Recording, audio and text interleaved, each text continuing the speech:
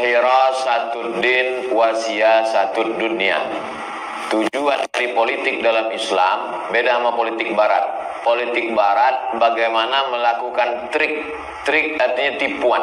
Semakin berhasil menipu orang berarti semakin hebat dalam bidang politik. Sedangkan dalam Islam politik itu adalah hirasatuddin wa siyasatud dunya. Bagaimana bisa menjaga agama? Karena agama ini bisa dijaga dari aliran sesat, bisa dijaga dari orang yang merusak menistakan agama hanya dengan aturan, dengan undang-undang, dan itu adalah politik. Dalam demokrasi kita bisa kalau kita mayoritas di parlemen. Kalau sudah di voting kalah, habis. Berapa kursi umat Islam di situ? Bukan mayoritas penduduknya, berapa yang bisa didudukkan di parlemen. Kalau ada anggota dewan 50, umat Islam cuma 10. Ketika voting tentang masalah jilbab, setujukah semuanya anak SMP yang Islam Muslim pakai hijab di sekolah? Voting 10. Apa yang mau dikatakan? Shadaqallahul azim. Innalillahi wa inna ilaihi raji'un. Jadi tablik akbar ramai belum tentu jaminan bahwa kita menang secara politis. Jadi idealnya jadi apapun kita, jadi polisi, jadi tentara, jadi majelis ulama, jadi dewan, jadi lam, maka tugas kita adalah hirasatuddin, menjaga agama, wasiyasatud dunya, mengatur dunia ini. Tidak bisa hanya agama saja, karena kita diajarkan Rabbana atina fid dunya hasanah wa fil akhirati hasanah. Nahnu du'at qabla kulli syai, kata Syekh Umar Tilmisani. Dalam Islam tidak ada servant of God, tidak ada holy man, manusia suci. Masalah mengajak ke agama itu urusan kiai, ustadz, buya, tuan guru. Enggak. Dalam Islam nahnu du'at qabla kulli syai. Sebelum jadi apapun, profesi pertama kita adalah dai. Jadi kalau anggota dewan dia berprinsip sebagai dai, maka tugas utama dia dai. Dai itu tugasnya apa? Amar ma'ruf nahi mungkar. Bedanya kalau ustadz nahi mungkarnya dia katakan judi haram, khamar haram di mimbar. Anggota dewan tak perlu ceramah, dia cukup dengan parle. Parle artinya bicara di parlemen sehingga keluarlah peraturan daerah, sehingga orang bisa ditangkap. Pak polisi eksekutor, eksekusi. Payung hukumnya apa? Anggota dewan yang mengeluarkan dalam bentuk undang-undang, dalam bentuk perda. Nahnu du'at qabla kulli syai. Bupati kalau dia mengerti bahwa dia adalah dai, maka dia dengan serta-merta mengeluarkan perda. Kalau tidak bisa perbub, peraturan bupati, pergub, peraturan gubernur. Semua PNS potong atas 2,5%. Yang tak mau keluar dari provinsi ini. Selagi tanda tangan masih laku, selagi kekuasaan ada, pakai sebelum datang KPK. Kalau udah selesai apa gunanya lagi? Cuman kan kadang datangnya belakangan. Udah pensiun barulah datang ke pengajian Ustadz, oleh air mata. Apa yang bisa kami lakukan Pak Ustadz? Istighfar aja lah Pak. Yasin aja lah. Dulu waktu ada kuasa tak mau. Nanari keyword kata kunci yang disampaikan UGD tadi, saya Ustadz kampung. Perlu diperbanyak spesies Ustadz kampung ini. Sekarang Ustadz hadir di hotel, di seminar, tidak menyentuh grassroots Ustadz kampung. Kenapa dulu orang begitu dekat dengan ulama? Karena dulu Ustadz kampung. Orang kalau mau pindah rumah, siapa yang diajaknya ngusir hantu nyumbang tanah? Ustadz kampung, diajak tahlil, la ilaha illallah. Hilang hantu-hantu semua. Kalau anaknya mau lahir, bini sudah mengarang 2 hari 2 malam, anak tak lahir-lahir. Kemana orang minta air? Kau Ustadz kampung, datang dia minta air. Tolonglah Buya bacakan air putih. Dibacakan Ustadz tuh. Iza zulzilatil ardu zilzalaha wa akhrajatil ardu asqalaha. Lahir. Kalau anaknya mau nikah takut dia hujan, dimintanya tolonglah Buya, ini tenda udah ini, gulai udah masak, takut kami hujan. Kemana dia minta? Ke Ustadz kampung. Jadi masyarakat merasa terutang budi. Dulu anaknya payah lahir, Ustadz kampung. Dulu waktu dia mau pindah rumah, Ustadz kampung. Istrinya kerasukan, Ustadz kampung. akhirnya sampai pada meminta pilihan politik, kemana dia bertanya? Ustadz kampung. Maka spesies Ustadz kampung mesti diperbanyak. Ustadz Somad ini Ustadz apa? Ustadz hutan. Saya ini lebih parah dari Ustadz kampung lagi. Saya masuk ke suku Dalang Mama, suku Akhir, suku Laut, masuk ke dalam. Ada seorang sekda, tak perlu disebutkan nama daerahnya, menjaga kode etik jurnalistik. Seminar di Jepang. Pas seminar Jepang, jumpa sama rektor Unhas, Universitas Hasanuddin. Bapak dari mana? Saya dari Sumatera. Bapak, saya dari Universitas Hasanuddin, rektor. Oh, kenal dengan Ustadz Somad. Bapak ini tak pernah datang ke pengajian Ustadz Somad. Cuman mau bilang tak kenal kan malu. Akhirnya kenal katanya. Pulang dicarinya lah saya. Ustadz, saya ketemu dengan rektor Unhas seminar di Jepang. Malu betul saya, belum pernah saya jumpa. Mau tak Ustadz ceramah kami undang di kabupaten? Saya bilang saya bukan Ustadz kabupaten. Saya ini Ustadz hutan. Kita telusuri dari mulai Sungai Kampar awal sampai ujung ke Penyalai. Kalau mau kasih saya jadwal. Dibuatlah subuh, duha, zuhur, asar, maghrib, isya. 7 pengajian sehari. Keluarkan. Nih peta sungai. Nanti berakhir ke Penyalai. Ustadz akan singgah sini, singgah ke yang tak pernah didatangi orang. Waktu mau ditandatangani di sana wakil bupati, tengok sanggup Ustaz. Kata saya, kita coba lupa. Nanti kalau sakit saya balik ganti Ustaz lain. 7 hari, 1 hari 7 titik selesai. Habis Penyalai. Jadi masyarakat mengenal saya sampai orang-orang. Kenapa? Karena Ustadz kampung. Jadi yang selama ini masih lagi menjadi Ustadz mengawang-awang, baliklah ke dasar. Berakar ke bawah, berpucuk ke atas. Sekarang banyak Ustadz ke bawah tak berakar, ke atas tak berpucuk. Akhirnya Pak di tengah-tengah Ustadz enceng gondok. Kampung.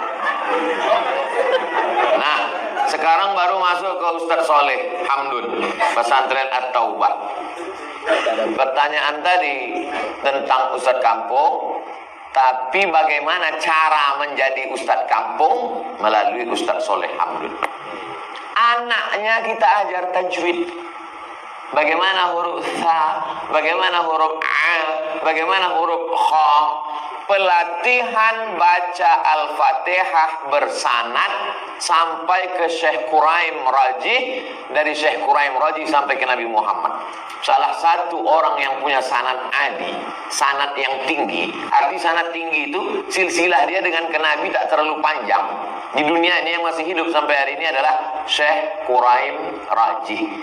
Jadi betapa senangnya orang tua ketika anaknya dapat sanad. Ya, aku tadi dari musola dapat sanad. Sanad itu apa ya? Ini nama aku ya. Dari mulai Nabi ya, Nabi Muhammad, Imam Hafiz An-Nafi sampai ke bawah Syekh Quraim Raji, lalu kemudian Ustadz Soleh Hamdun, aku ya. Jadi nak Fatihahku sampai ke Nabi ya. Menyentuh orang tuanya dari anaknya. Inilah maksud bermitra tadi. Jadi buah dari pertemuan kita hari ini supaya IKADI ke depan membuat pelatihan guru-guru tahsin. Dibuat, dilatih supaya nanti dia masuk ke pulau-pulau, ke semua sekolah, lalu kemudian guru-guru. Daftarkan anak Anda ke rumah Quran ini, maka dia akan hafal 2 juz, juz 29, juz 30 sebelum masuk SD. Hati siapa yang tak senang? Hati siapa yang tak bangga? Jadi orang kalau sudah terutang budi, kalau sudah tersentuh hatinya, semua dia kasih. Sentuhlah dia tepat di hatinya, dia akan jadi milikmu untuk selamanya. Jangan nanti kita perang baleho, tak jadi lagi. Jadi pintu masuknya untuk mendekati umat ini dari mana? Tahsin Quran. Dari mana? Dari pendidikan bahasa Arab. Baru kemudian ujung-ujungnya gol. Kalau udah bola tuh di depan tiang gawang, tak perlu disipak, diembus saja gol. Anaknya diajar Quran, istrinya diajarkan pengajian ba'da asar tentang bagaimana taat kepada suami, menutup hijab dan lain sebagainya. Rumahnya didoakan, hantu jembalang tanahnya diusirkan, ada kena masuk jin diruqyahkan, dibantu dia. Lalu sampai kepada pilihan politik, datang dia bertanya, Ustaz, saya merasa udah terutang budi betul sama Ustaz. Ini tentang masalah pilihan nanti pilkada, pileg. Ini gimana Ustaz? Tak usah lah lagi gue kasih tahu. Kau tahu sendiri aja lah itu dah. Kan nampak kalender gambar siapa itu kan. Jadi tak capek kita. 10 orang datang ke rumah dia menawarkan duit amplop, ada yang 100.000, ada yang 500.000, tak akan terpukau dengan itu. Dan kita ajarkan pula, datanglah Ustaz Somad ceramah tabligh akbar, ambil duitnya, jangan coplos orangnya, selesai. Yang kita khawatirkan akan digarap oleh semangka, kulitnya hijau, isinya merah.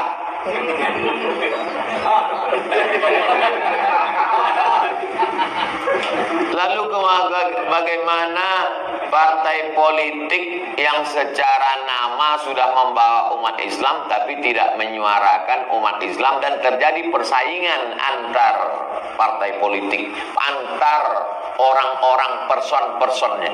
Jangan lupa, kita dari awal memang berdinamika, rambut sama hitam isinya macam-macam.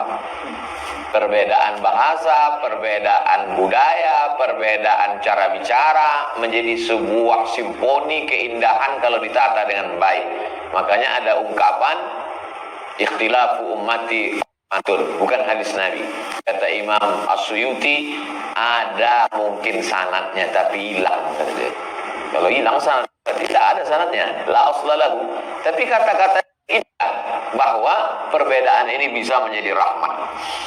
Ada seorang ulama namanya Syekh Abdul Halim Mahmud, mendapat gelar doktor dari Sorbonne, Prancis. Jabatan terakhirnya Grand Syekh Azhar. Kata dia dalam buku biografinya, Alhamdulillah hazihi hayati. Hayati yang dia maksud hidupku, bukan hayati yang sama Zainuddin. Bahwa dalam Islam ini ada 3 aliran yang tak pernah bersatu. Yang pertama, aliran tekstualis. Dia terlalu berpegang kepada teks Quran dan hadis, tidak mau interpretasi terlalu jauh. Yang kedua, aliran akliyun, kontekstualis, lebih mengedepankan akal. Inilah golongan Mu'tazilah, Wasil bin Atta dan penerusnya. Yang satu nasiyun, tekstualis. Yang satu akliyun, kaum rasionalis. Sedangkan yang ketiga adalah tidak pada teks, tidak pada akal, tutup teks, tutup akal, riyadhah, dia menunggu ilham dari Allah. Irfaniyun, kalangan sufi, tasawuf. Ketiga kelompok ini tidak pernah bersatu, tapi ada satu titik yang membuat mereka bisa bersama. Apa itu? Mukhlishina lahuddin. Makanya bisa kita lihat itu, bagaimana seorang Buya Hamka yang Muhammadiyah bisa duduk bersama dengan Kiai Abdullah Syafi'i. Buya Hamka imam besar Masjid Al-Azhar Blok M, datang Kiai Abdullah Syafi'i yang Nahdlatul Ulama, kaum tua Syafi'iyah. Begitu Buya Hamka tahu ini mau datang, apa yang dilakukan Buya Hamka? Buat azan Jumat hari ini 2 kali, karena Abdullah Syafi'i mau datang. Jadi orang akan ketemu pada titik mukhlishina lahuddin, tapi pada yang bersifat khilafiyah. Yang pula gara-gara ini sediakan khamar karena saya mau datang, sama-sama mabuk gitu. Ini tidak betul. Maksudnya yang masih pada koridor khilafiyah. Nata'awan fima tafaqna wa nata'adzar fima ikhtalafna. Pada perkara-perkara yang kita sepakati, mari kita beramal bersama. Tapi pada perkara-perkara yang kita berbeda pandangan, kita bekerja sama dalam yang kita nata'awan fima ikhtalafna. Ini dari ibu yang langsung, bukan berteori tentang berpolitik. Kesadaran untuk dipilih. Macam-macam menyindir saya, Pak. Jadi ustadz-ustadz yang memang jago berargumentasi, saya secara pribadi untuk ceramah lantang, keras suara saya. Makanya Badan Amil Zakat Nasional menjadikan saya duta zakat, karena suara saya kuat, itu aja. Tapi untuk berargumentasi dengan orang, saya paham diri saya tidak. Tapi ada ustadz-ustadznya. Maka sahabat saya yang LC, kakak kelas saya di Mesir, Ustadz Sahrul Aidi, jadi anggota Dewan DPR RI, sama-sama Azhar, LCMA, karena memang dia menguasai bidang itu. Dan ini di antara sahabat Nabi pun begitu. Ayahnya politikus, Umar bin Khattab, tapi anaknya tidak, Abdullah bin Umar. Ketika Umar bin Khattab meninggal, mau mereka bai'an Abdullah bin Umar, kata dia, aku tak sama ayah. Abdullah bin Umar lebih menggeluti bidang riwayat hadis, lebih pada keilmuan. Begitu juga dengan Amr bin As, anaknya Abdullah bin Amr tidak. Tapi orang yang punya bakat politik, lalu kemudian membiarkan orang yang tidak punya keahlian mencalonkan diri, maka sesungguhnya dia sudah berkhianat. Jadi kalau ada ustaz punya bakat politik, hebat berargumentasi, lalu kemudian dia biarkan orang sakau duduk, maka sesungguhnya dia sudah berkhianat. Jadi pengkhianatan itu tidak selamanya makan riba, berkolusi, tidak. Membiarkan orang yang tak layak dengan penuh kesadaran, itu juga menjadi pengkhianatan. Nah, ini kesadaran untuk dipilih. Al-haqqu bila nizam yaghlibuhul batil bin nizam.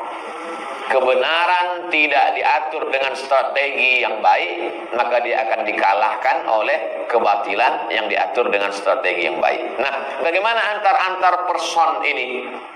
Persaingan antar person. Makanya politik kita masih ujuk-ujuk. Tiba-tiba. Tak bisa begitu, prosesnya panjang. Orang ini mesti dididik dulu. Pertama, 3 proses pendidikan. Pertama, akidah. Akidahnya mesti dididik. Bahwa dia itu tu'izzu man tasha wa tuzillu man tasha, la ilaha illallah wahdahu la syarikalah, lahul mulku wa lahul hamdu, yuhyi wa yumiit wa huwa ala kulli syai'in qadir. Bahwa hidup ini yang dicari adalah ridha Allah, ilahi anta maksudi wa ridhaka matlubi. Bahwa hidup ini mesti tegar, la in ijtama'atil ummatu ala ayyadurruka bi syai'in. Berkumpul semua umat ini untuk memudaratkanmu, la yadurruka, mereka tak akan mampu memudaratkanmu illa qad kataballahu alaihi, kecuali memang sudah ditakdirkan Allah. Dikuatkan akidahnya bahwa hidup ini adalah amanah, lalu dengan kurikulumnya, kajian bersilabus, lalu kemudian dikuatkan pula fikihnya supaya dia tahu mana halal, mana haram, mana rukun, mana syarat, mana wajib, mana sunat, mana mandub, mana mubah. Setelah itu barulah akhlak, bagaimana zuhud. Jadi ajarkan zuhud. Karena tidak bisa orang tidak dididik, tidak ditarbiyah dengan baik, tiba-tiba dia dudukkan, hati berubah-ubah, lupa dia semua target-target, akhirnya sibuk dia dengan dunia ini. Begitu duduk dia asyik menunjukkan pulpen, bolak-balik pulpen, rupanya harga pena itu 10 juta. Lupa dia tentang bagaimana membelikan beras untuk fakir miskin, mengirim dai-dai di kepulauan. Nah, ini semua adalah melalui lewat proses.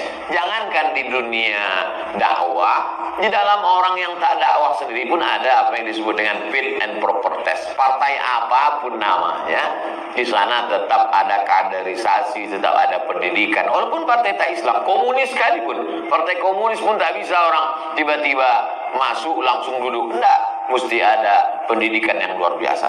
Jadi kita memang mesti punya silabus, punya kurikulum tentang 3 ini: akidah, syariah, dan akhlak. Demikian. Wallahu a'lam.